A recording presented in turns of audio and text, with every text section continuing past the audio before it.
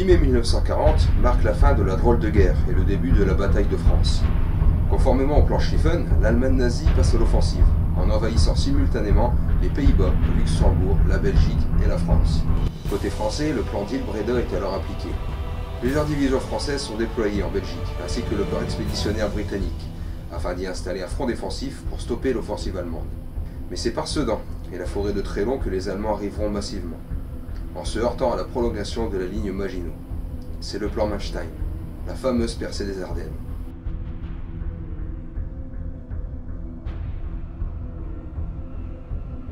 Depuis le début des années 1940, les soldats présents dans leur casemate rentrent chez eux le soir. Donc pour eux forcément, la guerre n'est pas pour demain. Mais en ce 10 mai 1940, dès 9 h, les villes de Fourmies, Avesnes-sur-Helpe, Aulnoy-Emery et Maubeuge sont bombardées par la Luftwaffe.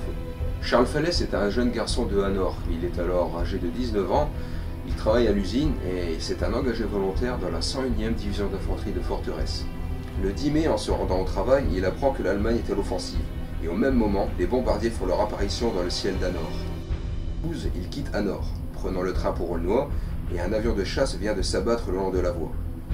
Arrivé à Bérémont, il retrouve son unité à la Chaiserie, et font route le 13 jusqu'à la casemate d'Urtebise, en bordure de la forêt de Mormal.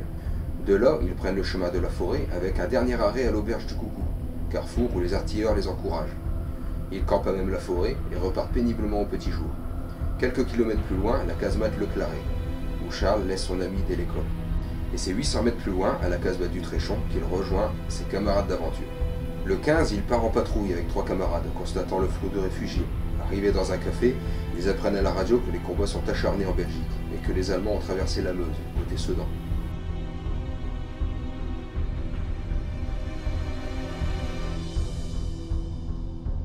Il faut savoir que les casemates de la forêt de Mormal ne sont équipées d'aucun moyen de communication.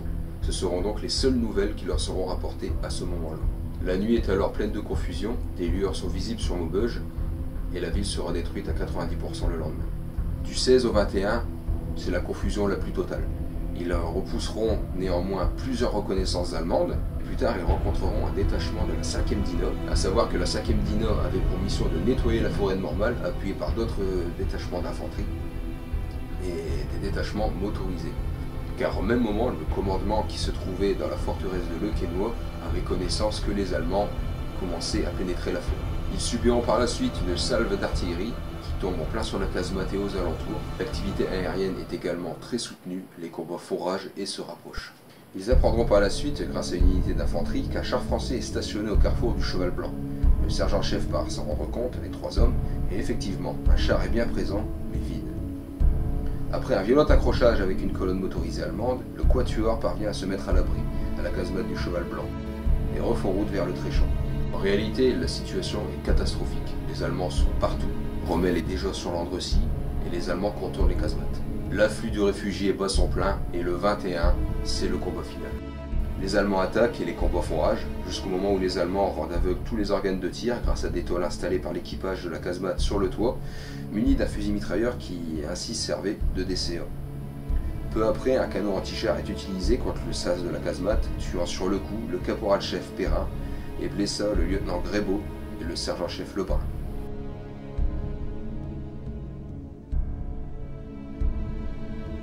L'équipage est alors abasourdi par l'impact, les Allemands rentrent et le combat était terminé. Charles demande des nouvelles des opérations militaires à l'un de leurs gardiens. Celui-ci prend un plaisir de l'informer que la veille au soir, vers 20 h, des hommes du bataillon d'infanterie du lieutenant-colonel Spita, de la 2e Panzer Division, continuant au-delà d'Abbeville, ont atteint la mer. La mer. Il communique alors l'information à ses camarades, qui, comme lui, sentent leur dernier espoir s'envoler. La colonne se reforme et quitte ce coin de la forêt de Mormal pour arriver à Anglefontaine et faire une halte. Ils passeront leur première nuit de captivité le long d'un mur, moralement anéanti. Sans arrêt passent devant eux des divisions d'infanterie allemandes, courant presque avec les chevaux. Ensuite défilent les canons, véhicules de combat et approvisionnements de toutes sortes. La guerre était terminée pour ces braves soldats. Ainsi s'achève dans les grandes lignes le récit de Charles Falès. Lui, ses camarades et d'autres prisonniers de guerre seront emmenés au Stalag 4B à Hohenstein. Il rentrera en France et se marie en Belgique après la guerre, et finira ses jours dans la région de Maubeuge, et décède en 1996, à l'âge de 74 ans.